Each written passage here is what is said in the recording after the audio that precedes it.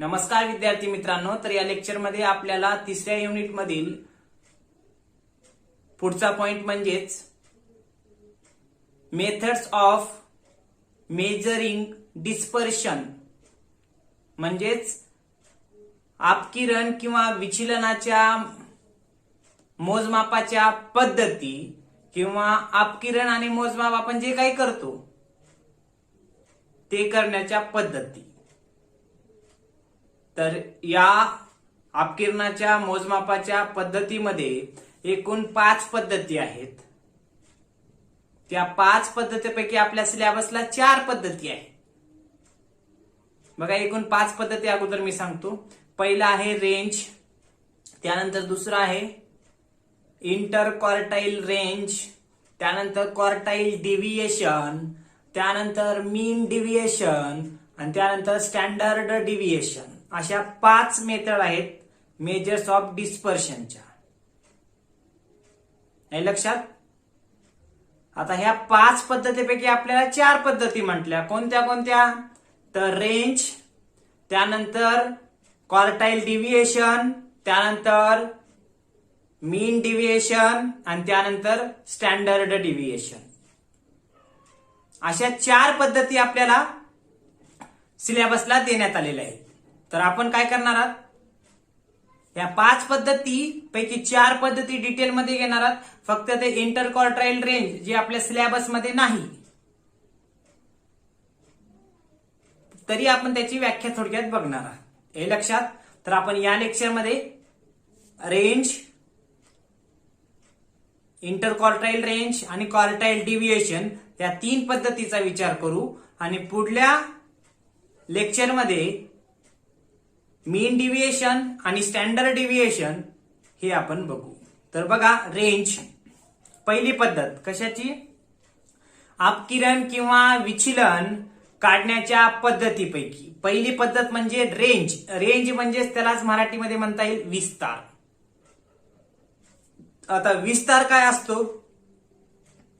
कुठून कुठपर्यंत मेजरमेंट सुरू झाली आणि कुठं संपली, त्या दरम्यानचं जे काही अंतर असतंय त्यालाच आपण विस्तार म्हणतो। हे लक्षात।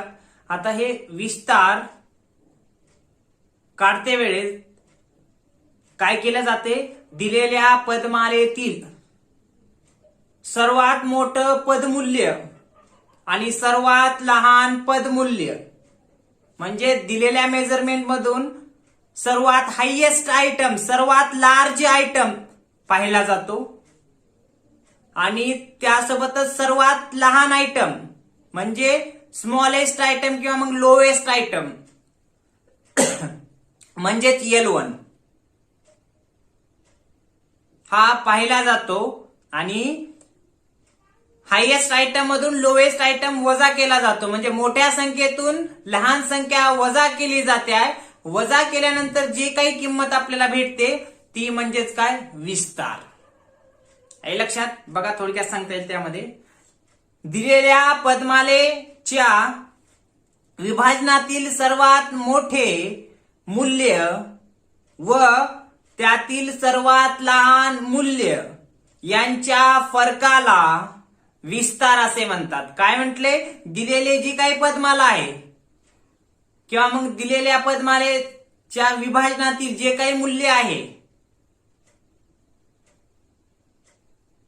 त्या मूल्यातील सर्वात मोठे मूल्य आणि सर्वात लहान मूल्य या दोघातील फरकाला काय म्हटलेलं आहे? विस्तार म्हटलेला आहे।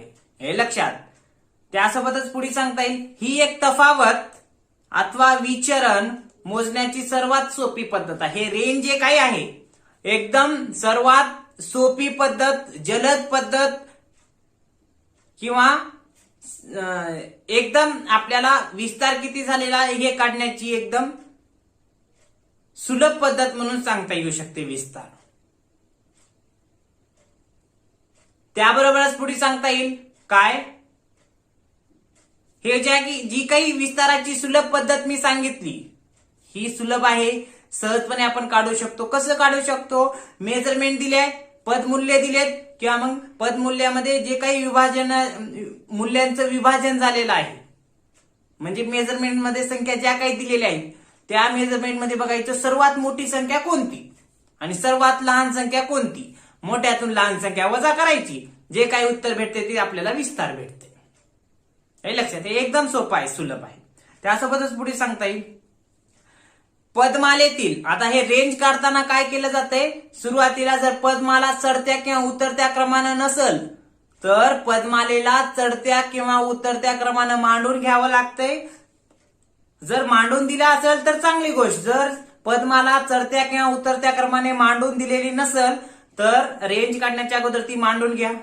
मांडून घेतल्यानंतर सर्वात मोठं पद बघा आणि सर्वात लहान पद बघा. त्या सर्वात मोठ्या पदामधून ते सर्वात लहान पद वजा करा. जे काही उत्तर येतंय ते आपल्याला काय म्हणता येईल, विस्तार किंवा रेंज. हे लक्षात. आता त्यासोबतच पुढे सांगता येईल काय, हे जे काही विस्तारामध्ये सर्वात मोठं मूल्य सर्वात लहान मूल्य यांचा विचार करून मोठ्यातून लहान वजा केली जाणार आहे. जे काही मोठं मूल्य असणार आहे, मोठी संख्या असणार आहे त्याला काय म्हणायचं, हायएस्ट किंवा लार्ज व्हॅल्यू, हायएस्ट व्हॅल्यू किंवा H2 L2 या नावानं आपण सांगू शकतो. तर लोवेस्ट व्हॅल्यूला म्हणजे लहान जी काही व्हॅल्यू आहे त्याला काय म्हटलं जाते, L1. स्मॉल म्हणजे S किंवा स्मॉलेस्ट. हे लक्षात, L1 स्मॉलेस्ट, H1. हे लक्षात. अशा नावानं ओळखलं जाते. L2 minus L1, large value minus small value या ठिकाणी आपण सांगू शकतो. त्यासोबतच पुढे सांगता येईल त्यामध्ये काय, सर्वात मोठे पदमूल्य व सर्वात लहान पदमूल्य यांच्यातील अंतर शोधून काढल्यास विस्तार स्पष्ट होतो. जसे H मायनस L. H म्हणजे सर्वात मोठे व L म्हणजे सर्वात लहान, lowest. L for lowest, H for highest. बर का. पुढे सांगता येईल आता रेंज काढण्याचं सूत्र. आता रेंज बरोबर काय, मी सांगितलं highest value minus lowest value किंवा L2 मायनस L1 किंवा H मायनस L. हे लक्षात, हे सूत्र आहे. म्हणजेच रेंज बरोबर L2 मायनस L1 किंवा H मायनस L किंवा highest value minus lowest value, हे सूत्र सांगता येईल. आता हे जे काही रेंज आहे, रेंजचं सूत्र मी काय म्हणलं, H मायनस L किंवा L2 मायनस L1. हे लक्षात. आता हे H मायनस L जी असणार आहे आणि एक किंमत काढली जाणार आहे, रेंज बरोबर H मायनस L. ह्याला काय म्हणायचं, ऍब्सोल्यूट डिस्पर्शन. म्हणजेच ऍब्सोल्यूट डिस्पर्शन, निरपेक्ष अपकिरण. निरपेक्ष आपण नेचर ऑफ डिस्पर्शन मध्ये बघितला, दोन स्वरूप, एक निरपेक्ष डिस्पर्शन आणि दुसरा एक सापेक्ष डिस्पर्शन. मग आता जे काही रेंज आहे, रेंज बरोबर H मायनस L. दिलेल्या मेजरमेंट मधून हायएस्ट व्हॅल्यू बघा मायनस लोवेस्ट व्हॅल्यू करा. जे काही उत्तर भेटते ते तुमचं म्हणजे काय, ऍब्सोल्यूट डिस्पर्शन. म्हणजेच काय, निरपेक्ष अपकिरण. त्यासोबतच आता कोइफिशियंट ऑफ रेंज च सूत्र बघा. कोइफिशियंट ऑफ रेंज म्हणजे, कोइफिशियंट म्हणजे आपण बघितलात बघा, कोइफिशियंटला दुसरं एक नाव आहे, कोणतं, रिलेटिव्ह डिस्पर्शन. सापेक्ष विचलन किंवा सापेक्ष अपकिरण आपण पाहिले. हे लक्षात. त्याच्यामध्ये सांगितलं होतं, काय सांगितलं होतं, जे काही निरपेक्ष अपकिरण असते त्याला मीन भागल्यानंतर जे काही रेशो किंवा जे काही पर्सेंटेज रेट येते त्यालाच काय म्हटलेलं आहे, रिलेटिव्ह डिस्पर्शन. मग या ठिकाणी काय, कोइफिशियंट ऑफ रेंज, विचलन गुणक किंवा विचरण गुणक बरोबर त्याचं सूत्र बघा, h minus L divided by h plus L. h minus L म्हणजे highest value minus lowest value divided by highest value plus lowest value, h minus L divided by h plus L. हे सूत्र काय, coefficient of range, विचलनाचं जे काही गुणक आहे त्याचं हे सूत्र सांगता येईल का, विचलन गुणक असं म्हटलं जाते त्याला. आपण जे काही स्वरूप पाहताना आपण पाहिलेलं आहे, हे लक्षात. म्हणून या ठिकाणी रेंज थोडक्यात सांगता येऊ शकते काय, रेंज म्हणजे दुसरं तिसरं, रेंज म्हणजे विस्तार, विस्तार म्हणजे दुसरं तिसरं काही नसून दिलेल्या पदमालेतील जे काही पदमूल्य विभाजनातील सर्वात मोठे मूल्य किंवा सर्वात मोठ्या मूल्यामधून लहान मूल्य वजा केला असता जे काही आपल्याला मूल्य मिळते किंवा ज्या काही मूल्याची प्राप्ती होते त्यास काय म्हणायचं, विस्तार किंवा रेंज असं म्हणायचं. रेंज बरोबर h मायनस एल रेंज येईल. कोइफिशियंट ऑफ रेंज बरोबर h minus L divided by h plus L. म्हणजे हायएस्ट व्हॅल्यू मधून लोवेस्ट व्हॅल्यू वजा करा भागिले highest value plus lowest value, वरी जे काही अंशाला वजा करून किंमत राहते भागिले बेरीज करून जी काही किंमत येते अंशाला छेदाना भागाला जी काही किंमत भेटेल ते तुम्हाला कोइफिशियंट ऑफ रेंज भेटेल. आता हे झालं बेसिक माहिती. आता आपल्याला काय करावं लागेल, हे जे काही विस्तार आहे किंवा रेंज आहे त्याचे काही मेरिट्स किंवा मग गुण किंवा फायदे थोडक्यात बघावं लागेल. गुण वैशिष्ट्ये, गुण थोडक्यात बघा. गुण, विस्ताराचे गुण किंवा मेरिट्स ऑफ रेंज, त्यामध्ये सांगता येऊ शकते पहिलं, अपकिरणाच्या सर्व पद्धतीत विस्तार ही समजण्यास सोपी पद्धत आहे. काय सांगितले पहिला पॉइंट, जे काही अपकिरणाच्या पद्धती सांगितल्यात, मी सांगितलं 5 पद्धती आहेत, त्या 5 पद्धतीपैकी ही जी काही विस्तार पद्धत आहे ही सर्वात सोपी आणि समजण्यास सुलभ किंवा समजण्यास सोपी म्हणून सांगता येऊ शकते. काय करायचे समजण्यास सोपी किंवा जे काही मेजर ऑफ डिस्पर्शनची मेथड आहे ही अतिशय सोपी म्हणून का सांगितलं आहे, कारण काय करायचे, दिलेल्या मेजरमेंट मध्ये सर्वात मोठं मूल्य बघायचे, सर्वात लहान मूल्य बघायचे, ते मोठ्यातून लहान वजा करायचे, झालं उत्तर भेटाले तुम्हाला. हे लक्षात. म्हणून हे एक सोपी पद्धत म्हणून सांगितलं इतर मेथड पेक्षा. दुसरा पॉइंट, विस्तार मूल्य त्वरित काढता येते. विस्तार मूल्य त्वरित काढता येते बरोबर आहे, कारण दिलेल्या मेजरमेंट मधून मोठं मूल्य घ्यायचे, त्याच्यात मोठं म्हणजे लार्ज व्हॅल्यू घ्यायचे आणि मायनस लोएस्ट व्हॅल्यू म्हणजे लहान व्हॅल्यू वजा करायचे मोठ्यातून, जे काही आपल्याला उत्तर भेटेल ते काय, किती सोपं आहे, मोठ्यातून लहान वजा करा, जे आपल्याला भेटणार ते विस्तार. म्हणून विस्तार मूल्य त्वरित काढता येते. हे दोनच गुण वैशिष्ट्य किंवा मेरिट सांगता येतील. आता ह्या विस्ताराचे जे काही दोष काय आहेत बघा, डिमेरिट्स ऑफ रेंज, त्यामध्ये पहिलं सांगता येईल सर्व पदांचे प्रतिनिधित्व होत नाही. आता ह्या रेंज मध्ये काय केलं जाणार आहे, रेंजची व्याख्या सांगितली मी, काय दिलेल्या पदमालेचे किंवा मग दिलेल्या पदमालेतील सर्वात मोठे मूल्य मायनस लहान मूल्य, सर्वात मोठ्या मूल्यामधून लहान मूल्य वजा करा, जे काही आपल्याला उत्तर भेटेल किंवा जे काही मूल्य भेटेल किंवा जे काही आपल्याला व्हॅल्यू मिळत ती म्हणजे आपण विस्तार म्हटलं. हे लक्षात. आता इथं काय केलं जाणार आहे, विस्तार करताना सर्वात मेजरमेंट मध्ये सर्वात मोठी संख्या आणि मायनस सर्वात लहान संख्या केली जाणार आहे. बाकी संख्यांचा विचार केला जाणार आहे का, नाही ना. म्हणून इथं पहिला दोष सांगता येऊ शकते काय, सर्व पदांचे प्रतिनिधित्व होत नाही. जसं मीन काढताना आपण दुसऱ्या चॅप्टर मध्ये बघितलं, सर्व पदांची बेरीज केली बरोबर, एकूण संख्या मोजल्या, सर्व संख्याची बेरीज करून एकूण संख्यानं भाग घातला, तिथं सर्व संख्याचा विचार करून एक संख्या प्रतिनिधित्व करत होती. पण इथं काय, विस्तारामध्ये मोठं मूल्य मायनस लहान मूल्य झालं तुमचं विस्तार. म्हणून इथं काय, सर्व संख्यांचं प्रतिनिधित्व हे विस्तार करत नाही म्हणून सांगता येऊ शकते. दुसरा दोष बघा, पदमालेच्या मूल्यात स्थिरता व निश्चितता राहत नाही. म्हणजेच या ठिकाणी सांगता येऊ शकते हा विस्ताराचा दुसरा दोष काय, पदमाला बदलली की आपलं मोठे मूल्य आणि लहान मूल्य यामधील फरक बदलणार आहे, म्हणजे आन्सर बदलणार आहे. हे लक्षात.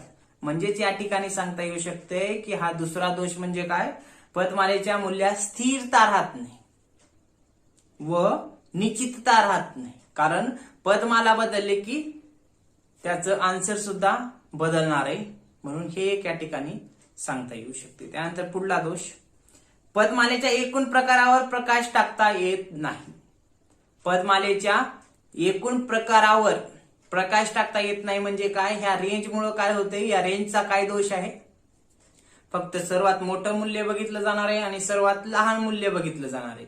मोठ्यातून लहान वजा केलं जाणार आहे. मोठ्याला हायेस्ट आयटम म्हटलं जाणार आहे, लहानला लोएस्ट आयटम म्हटलं जाणार आहे. मोठ्याला L2 म्हणणार आहेत, लहानला L1 म्हणणार आहेत, किंवा मोठ्याला H, लहानला L.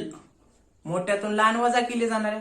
मग इथं सर्व संख्यांचा विचार केला जाणार आहे का, सर्व मेजरमेंटवर प्रकाश टाकला जाणार आहे का, नाही ना. म्हणून हा एक दोष सांगता येऊ शकतो काय, की पदमालेच्या एकूण प्रकारावर प्रकाश टाकता येत नाही, हा एक दोष या ठिकाणी सांगता येऊ शकतो.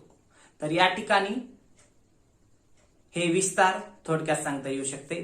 त्यानंतर दुसरी पद्धत सांगता येऊ शकते, ती म्हणजेच काय, आंतरचतुर्थक विस्तार, त्यालाच इंग्लिशमध्ये म्हणता येईल इंटर क्वार्टाईल रेंज. आता हे आपल्याला सिलेबसला नाही तरी आपण एक व्याख्या थोडक्यात बघून त्याचं सूत्र विचारात घेऊ. आता इंटर क्वार्टाईल रेंज म्हणजे काय असते, प्रथम चतुर्थक आणि तृतीय चतुर्थक काढलं जाते दिलेल्या मेजरमेंट वरून, आणि तृतीय चतुर्थक म्हणजे Q3 मधून Q1 म्हणजे प्रथम चतुर्थक वजा केलं जाते. जे काही उत्तर भेटते त्यालाच आंतर चतुर्थक विस्तार, इंटर क्वार्टाईल रेंज असं म्हणतात. म्हणजेच काय केलं जाते, दिलेल्या मेजरमेंटचा विचार केला जातो आणि दिलेल्या मेजरमेंटचा विचार करताना फक्त 50%च मेजरमेंट मधल्या 50%च भागाचा विचार केला जातो आणि 50%च भागाचा विचार करून Q3 आणि Q1 काढलं जाते. आता Q3 कसं काढलं जाते, Q3 बरोबर द साईज ऑफ कंसाच्या बाहेर 3 कंसात n+1 डिवायडेड बाय 4. मेडियनचं आपण सूत्र काय म्हणलं होतं, द साईज ऑफ कंसात n+1 डिवायडेड बाय 2, पण Q3 काढताना कंसाच्या बाहेर 3 कंसात n+1 भागिले 4 द आयटम. या सूत्राने एक किंमत काढली जाते. त्यासोबतच Q1 ची एक किंमत काढली जाते. Q1 चं सूत्र काय सांगितले, द साईज ऑफ कंसाच्या बाहेर अगोदर 3 होते Q3 काढताना, Q1 काढताना कंसाच्या बाहेर काही नाही, द साईज ऑफ कंसात n+1 डिवायडेड बाय 4 कंस बंद द आयटम. या सूत्रानुसार एक किंमत काढली जाणार आहे. मग Q3 मधून Q1 वजा केलं जाणार आहे. जे काही किंमत मिळणार आहे त्याला काय म्हणायचं, आंतर चतुर्थक विस्तार. या आंतर चतुर्थक विस्तारामध्ये काय केलं जाते, एक जे काही दिलेली पदमाला आहे त्या पदमालेतील 50%च पदमालेचा विचार केला जातो आणि हे आंतर चतुर्थक विस्तार काढलं जाते. त्यामध्ये सांगता येऊ शकते बघा, तृतीय चतुर्थक आणि प्रथम चतुर्थक यातील अंतरास आंतर चतुर्थक विस्तार असे म्हणतात. कोणत्याही पदमाले करिता प्रथम चतुर्थक, त्यालाच म्हणता येईल प्रथम चतुर्थकलाच Q1 ला लोअर क्वार्टाईल किंवा फर्स्ट क्वार्टाईल, बर का. Q1 ला काय म्हटलं जाणार आहे, लोअर क्वार्टाईल किंवा फर्स्ट क्वार्टाईल.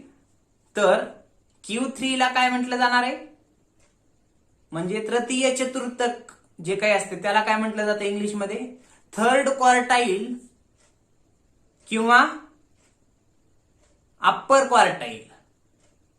हे लक्षात, ते लोअर क्वार्टाईल तर हे अप्पर क्वार्टाईल, ते फर्स्ट क्वार्टाईल तर हे थर्ड क्वार्टाईल. हे लक्षात. मग त्या अप्पर किंवा थर्ड क्वार्टाईल मधून लोवेस्ट क्वार्टाईल किंवा मग फर्स्ट क्वार्टाईल वजा करा. जी काही किंमत आपल्याला भेटणार आहे ती म्हणजेच काय, आंतर चतुर्थक विस्तार आपल्याला भेटणार आहे.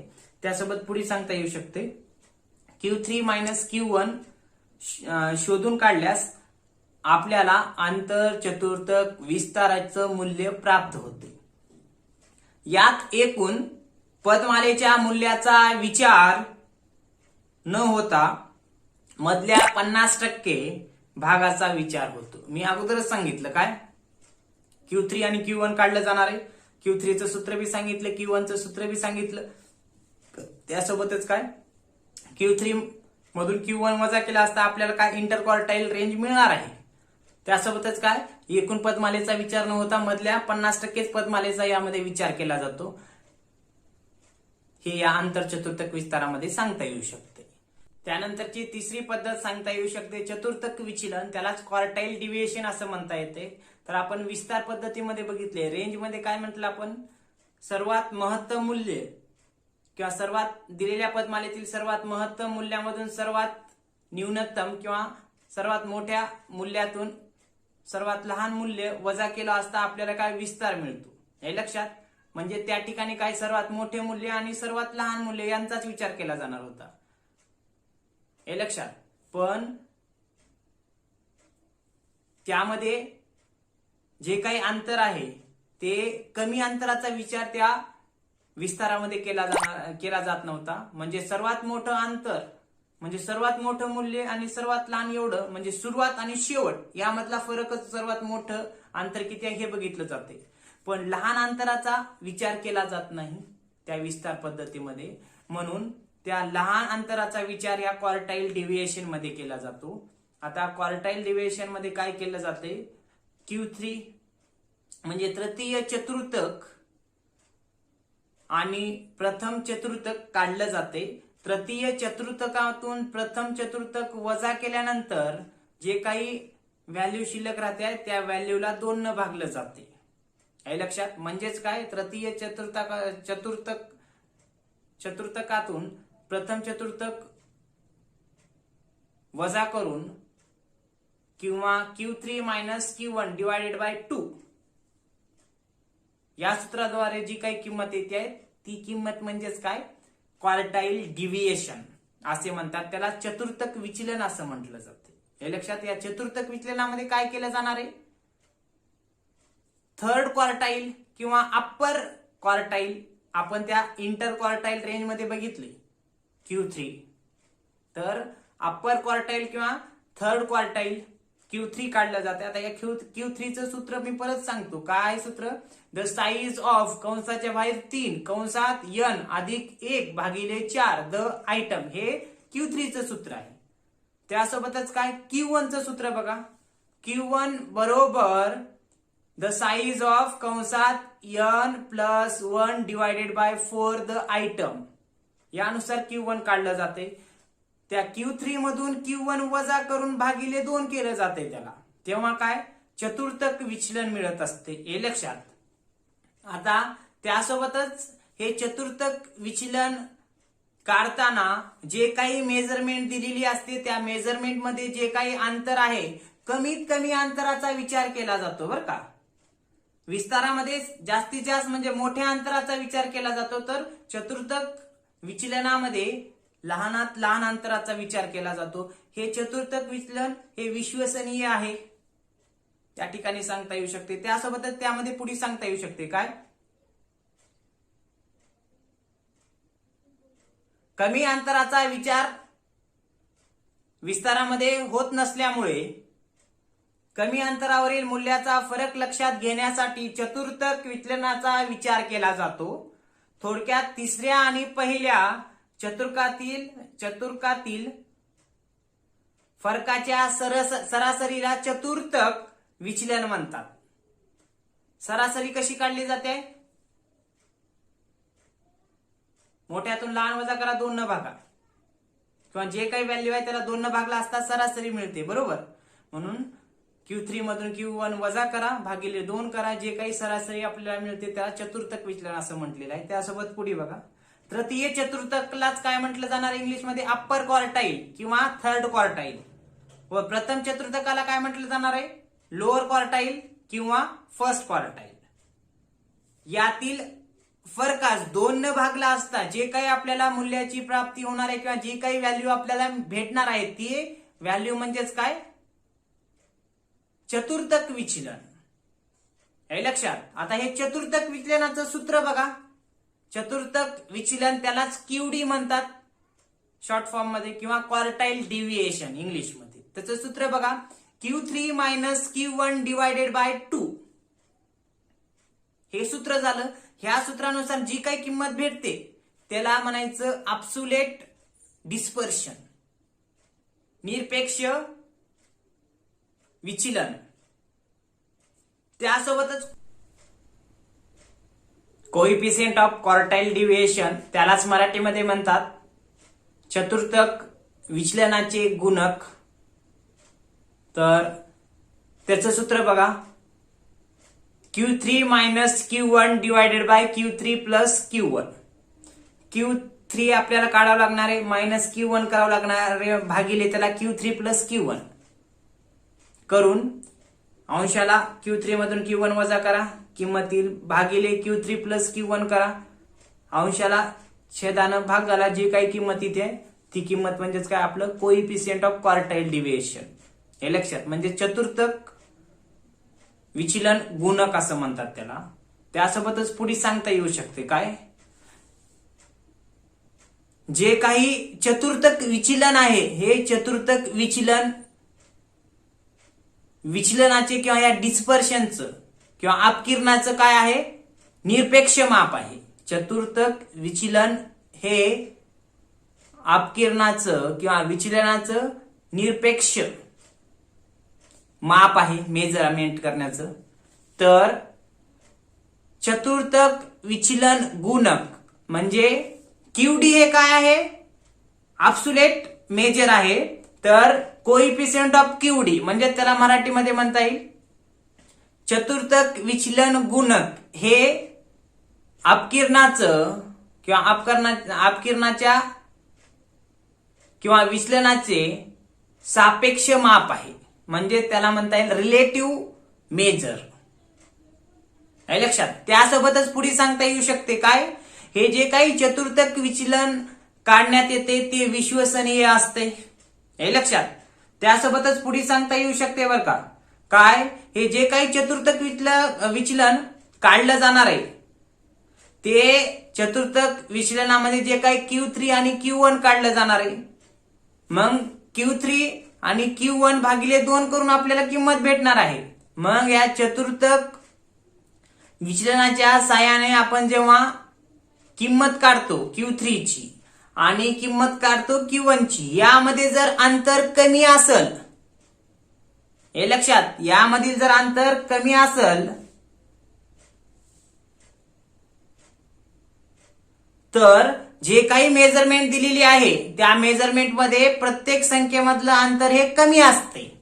हे लक्षात. परत सांगतो बघा, Q3 आणि Q1 मध्ये जेव्हा QD च्या माध्यमातून चतुर्थ क्वार्टाइल डिव्हिएशनच्या माध्यमातून Q3 आणि Q1 यांच्यामध्ये जर अंतर कमी असेल तर दिलेल्या पदमालेमधील संख्यामध्ये काय अंतर हे कमी असतंय. पण Q3 आणि Q1 मध्ये जर अंतर जर जास्त असेल, डिफरन्स, अशा वेळेस दिलेल्या पदमालेतील मूल्यामधील अंतर हे जास्त असते, या ठिकाणी सांगता येऊ शकते.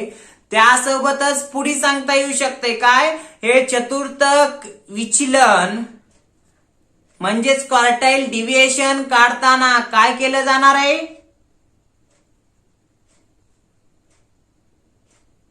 दिलेल्या पदमालेपैकी चतुर्थक विचलनात पहिल्या 1/4 घटकांना आणि शेवटच्या 1/4 घटकांना वगळून हे चतुर्थक विचलन काढलं जाते किंवा मग विचारात घेण्यात येते. आता बघा, म्हणजेच काय सांगितले, हे जे काही क्वार्टाइल डिव्हिएशन किंवा चतुर्थक विचलन काढलं जाणार आहे कसं, Q3 minus Q1 divided by 2. त्यासोबतच कोइफिशियंट ऑफ QD किंवा क्वार्टाइल डिव्हिएशन कसं काढलं जाणार आहे, Q3 minus Q1 divided by Q3 plus Q1. हे लक्षात. असं करून किंमत काढली जाणार आहे. त्यासोबतच हे जी काही किंमत काढली जाणार आहे QD ची, क्वार्टाइल डिव्हिएशनची किंवा चतुर्थक विचलनाची, ते काढत असताना काय केलं जाणार आहे, पहिल्या पदमालेतील पहिल्या 1/4 4 असतील तर पहिली एक विचारात घेतली जाणार नाही, ती वगळणार आहेत. त्यासोबतच शेवटच्या 1/4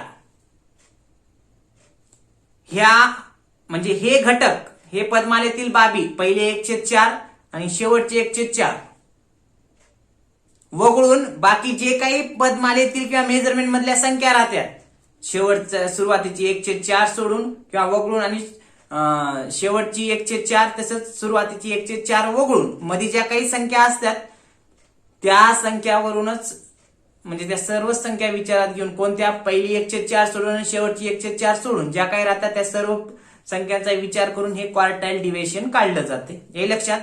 आता हे झालं क्वार्टाईल डिव्हिएशन. आता क्वार्टाईल डिव्हिएशन म्हणजे चतुर्थक विचलनाचे काही गुण मेरिट्स ऑफ क्वार्टाईल डिव्हिएशन किंवा क्यूडी आपल्याला पाहावं लागेल.